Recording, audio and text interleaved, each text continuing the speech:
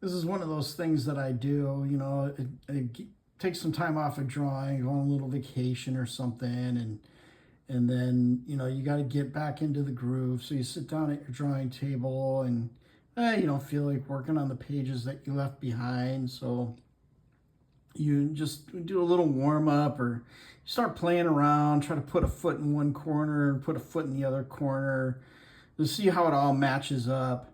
And, and then, next thing you know, because I should have been drawing the next page so I could finish this stupid book, then whatever issue I'm on, 44, I think.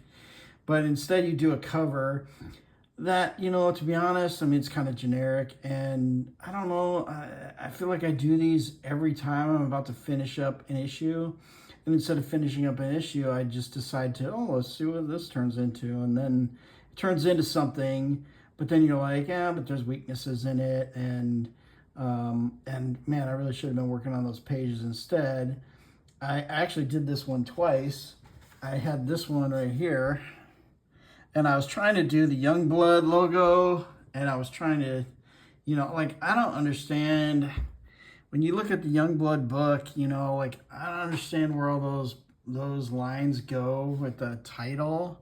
So I messed it up. And then I said, well, here, there's this cool creeper issue, so let me just get the logo off of that, kinda, and try to make it work. I don't know if I even nailed it. This will end up being like the inside front cover. I won't even use it for a cover, but it's just, it's one of these things that us artists do. I see other artists, they'll come up with whatever distraction, and I do it too, but I try to minimize it because I realize that the glory is the pages. You finish pages, sequential pages, you're on the right track. That means you're going to finish the next issue.